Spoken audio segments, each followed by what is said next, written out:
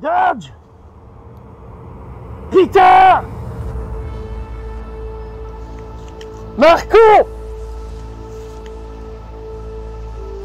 Steven!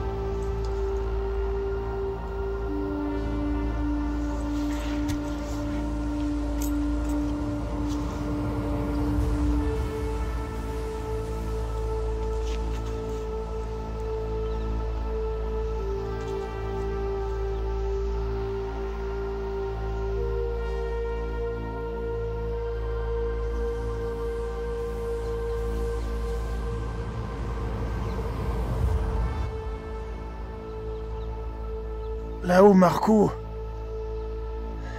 a déjà quitté son poste. Il hurle qu'il faut sauter. Je ne le reverrai jamais plus. Non, je n'ai pas abandonné mes frères. J'ai vu ma famille s'éteindre. Marco avait sauté dans un ciel noir de fumée, où des carlingues déchirées découpaient le ciel. Un ciel sans oiseaux, sans soleil, un ciel qui n'était pas au-dessus des maisons de notre quartier. Tout ça faisait déjà partie du passé.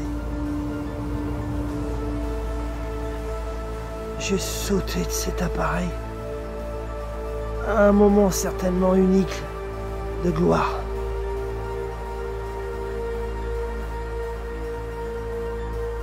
C'est étrange ce transfert, cette différence.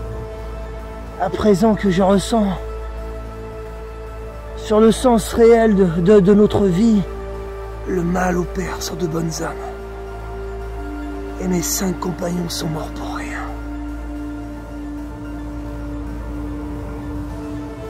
Nous savions qu'il y avait très peu de chances de revenir.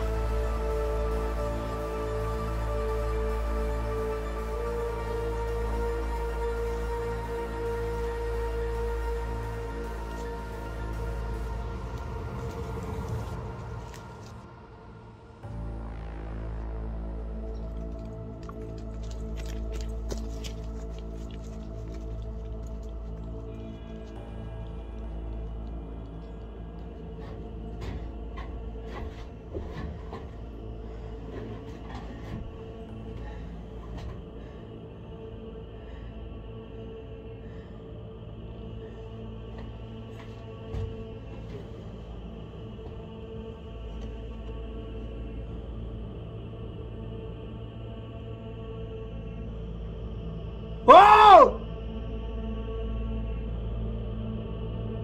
Je suis là!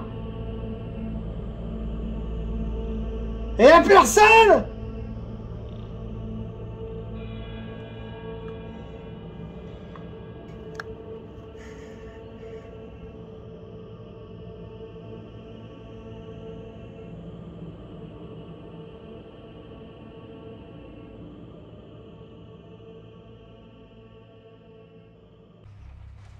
Bien, monsieur Smarky. Vous voulez que l'on envoie une patrouille pour contrôler un homme. Mais vous admettrez quand même que c'est étrange d'autoriser une personne inconnue à dormir dans sa voiture et ensuite appeler la police. Oui, on va appeler une patrouille. Bonne soirée, monsieur Smarky. Poste central, j'écoute. Me rendre à la 51e avenue, parking Nakil. Contrôle d'identité. Ça tombe sur toi. Il y a un certain Smarky, je t'ai envoyé son numéro de téléphone, qui veut que l'on contrôle un type qu'il a autorisé à rester dans sa voiture. Ah, bon courage. Quoi? Le type autorise, il dépanne le gars, un strict inconnu. Et après, il demande à la police de le contrôler. Alors, on aura vraiment tout vu, hein. Bon, je m'y rends. J'y serai dans 10 minutes.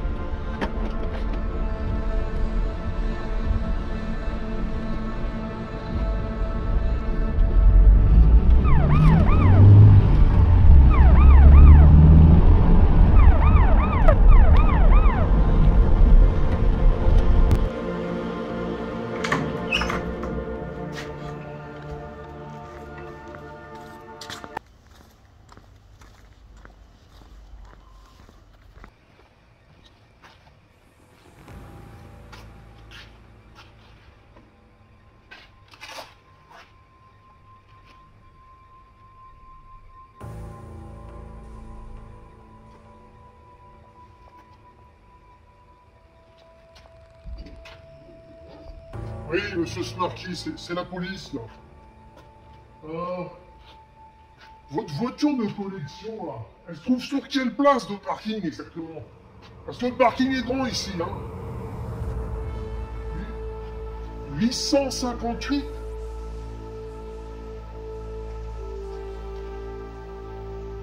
Ok, merci.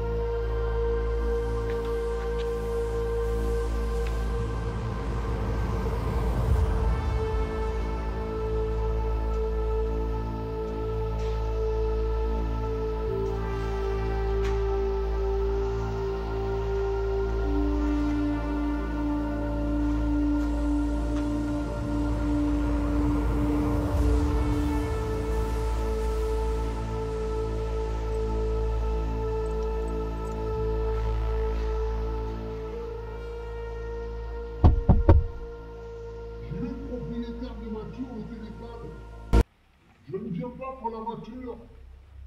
Je viens pour un contrôle. N'ayez crainte.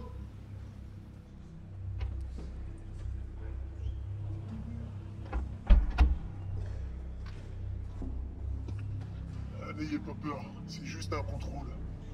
Faites votre travail, mon brave. En ce qui me concerne, un monsieur m'a dépanné en voiture et m'a affirmé que je pouvais passer une nuit dans celle-ci, puisque c'est une voiture de collection qui ne roule jamais. Mais je comprends pas vraiment ce qui s'est passé. Il vous dépanne, mais le problème au départ, c'était quoi? Il vous dépanne pourquoi exactement? Il vous manquait quelque chose? C'est ma personne qui gêne, non? Peut-être que je ne devrais pas être ici. Non, a priori, toute personne a le droit de se trouver n'importe où, à partir du moment qu'il n'enfreint pas la loi et qu'il ne manque pas de savoir-vivre. Vous comprenez ce que je veux dire? Et avec vous, il y a quelque chose qui cloche. Qu'est-ce que cet homme vous a dit de moi? Je vais poser la torche ici. Le monsieur qui vous a dépanné, il veut juste ne pas avoir de problème avec la police et avec vous-même. Il a besoin d'être assuré, vous comprenez? Et il nous a demandé d'en savoir un peu plus sur vous. C'est juste une simple enquête. C'est surtout par rapport à votre apparence. Vous comprenez? Eh bien, je suis apparent. Cela ne suffit-il pas pour vous? À présent, je suis devant vous. Oui, c'est vrai. Et vous ne faites rien de mal jusqu'à là. Alors quoi? Cela m'amènerait à quoi? Chose de centrale, là-haut. Ouais, c'est terrible, matricule 239. Je demande du renfort, là. J'ai un individu plus que bizarre, là. 51e avenue. Parking, Lucky. Niveau moins 2.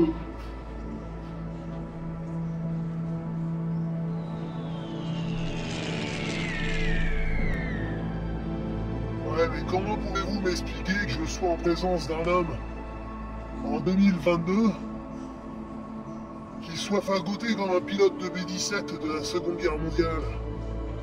Vous ne devriez pas juger selon un uniforme.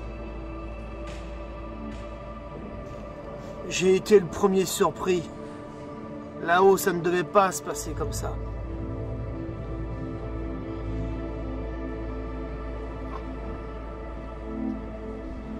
Attendez, m'embarquez pas dans une histoire où j'ai certainement pas du tout envie d'aller. Et êtes-vous conscient de l'endroit où vous êtes embarqué? Le métier que vous faites. Est-ce que vous vous êtes posé la question si vous le pratiquiez bien? Non mais là n'est pas le problème. Qui êtes-vous, monsieur? Que je puisse faire au moins un contrôle de votre identité. Attendez. Poste central, oui, j'écoute. Philippe, attends. Monsieur se décide enfin à parler. Écoute. Je suis Stewart Manscrix, né le 2 février 1910, à Liévin, en France. Enfant de Déborah Jalès, française, et du lieutenant Ernest Manscrix, pilote de B1 dans l'armée américaine. Je possède les 2 nationalités françaises et américaines.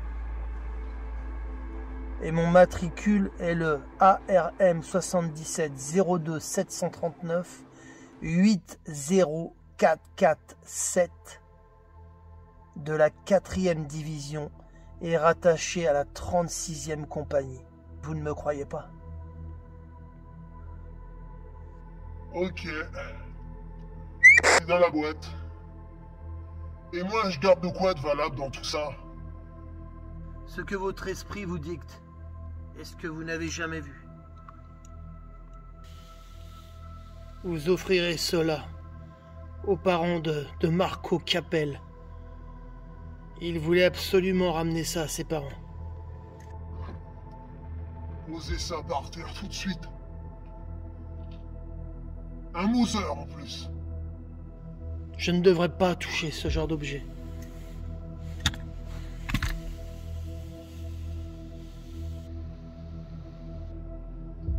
Moi, personnellement, je trouve que vous avez vraiment la peau fraîche. Pour un homme de 112 ans.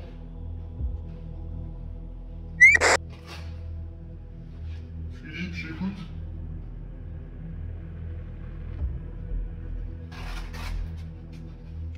Monsieur l'agent, est-ce que vous croyez? Non, j'ai jamais voulu le croire et ma vie ne me l'a pas permis. C'est bien dommage. Attention de ne pas être happé par quelque chose de malsain et que l'on ne décide pas pour vous à votre place. Des valeurs qui vous appartiennent et qui pourraient disparaître. Ce serait dommage que votre vie s'éteigne sans avoir compris la force du vrai pouvoir. C'est la dernière fois que je vous le demande. Pourquoi cet accoutrement? Mes 6 compagnons sont morts là-haut, laissant parents, enfants, femmes, frères et sœurs. J'aurais dû être avec eux et ne pas me tenir ici, là, devant vous. Mais quelqu'un en a décidé autrement. Me voici, car j'ai été choisi. Le temps de la vérité est arrivé, et il devait y avoir un juste qui devait revenir. Revenir, comment ça? Pourriez-vous être plus clair, s'il vous plaît? Je vous embarque. Au poste. Et mon chef va se faire un plaisir de décortiquer cette histoire avec vous. Allez! Avez-vous eu déjà de la compassion, de la tristesse tout au fond de vous, qui vous déchire le cœur? On est comme tout le monde! Avez-vous déjà pleuré toutes les larmes de votre corps pour quelqu'un de puissant, de bon et de fort, qui vous montrerait en fin de compte que vous n'êtes qu'un souffle? Non! Non! Êtes-vous prêt? Centrale, ici poste central. Véhicule 237, Gabe, ton type existe bien. Passez-moi cette feuille. Quelle feuille? Ah, c'est votre dernière chance, hein. Ça? Tenez. Regarde cette feuille que je vais ouvrir en deux. Si je la mets dans mon dos, tu ne la verras plus. Et si au fond de moi je désire que toi seul, aujourd'hui, tu vois cette feuille.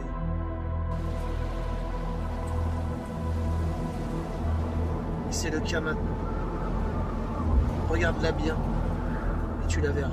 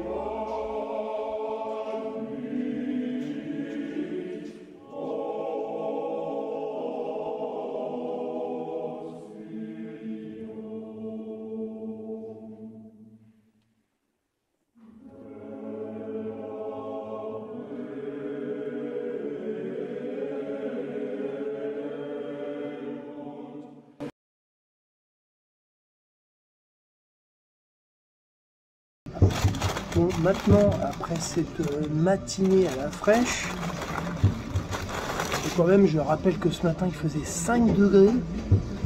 En plus, je suis arrivé un petit peu trop tôt, il faisait encore nuit. Là, on va passer aux choses sérieuses. Le petit déjeuner.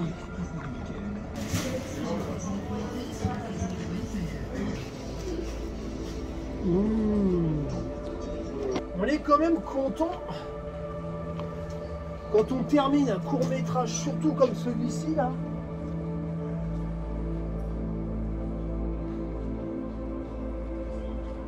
Parce que les conditions étaient vraiment pas top. De la boue, j'ai failli tomber en VTT avec les 2 gros sacs que j'avais là.